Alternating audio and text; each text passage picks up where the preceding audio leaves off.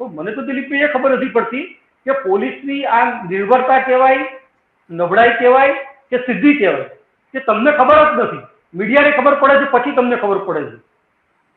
અને અમે પૂછીએ છીએ ત્યારે તમે જવાબ આપો છો. હજુ સુધી તપાસ થાય છે, પૂછપરછ કરી રહ્યા છે, અમે શોધી રહ્યા છીએ. મારી પાસે માહિતી આવી રહી છે, મીડિયા પાસે માહિતી આવી રહી છે કે જે યુવાનને મારે છે એ સચિન મહેશ્વરી નામનો માણસ છે, હિન્દુ યુવા સંગઠનનો હોદ્દેદાર છે, રઘુ જાડેજાનો ખાસ માણસ છે. જે નીલા રંગની શર્ટ પહેરેલો માણસ જે પકડી રાખે છે એ ભવન ખારવા છે. બીજો એક શક્તિસિંહ નામનો માણસ ત્યાં છે, જીઆરડી વાળો માણસ છે, અને પાંચમો એક એમનો જ માણસ વિડીયો ઉતારે છે. એટલે બહુ બહાદુરીનું કામ કરતા હોય એવી રીતે વિડીયો તો ઉતારી લે છે, પછી એમને ભાન થાય છે. મારા સૂત્રોએ તો ત્યાં સુધી કહ્યું કે આ યુવાનને મારતા મારતા અધબો કરીને માંડવી પોલીસ સ્ટેશન લઈ ગયા હતા. પણ પોલીસે જયારે આ સ્થિતિ જોઈ ને એટલે પોલીસને પણ ગંભીર લાગી કે આ ઉપાધિ આપણે ક્યાંથી લેવી, આ આપણે એને લઈએ અને ફરિયાદ કરીએ અને આ મરી જાય તો પર્સનલ ડેથનો કેસ થાય. એટલે એ લોકોને રવાના કરી દીધા.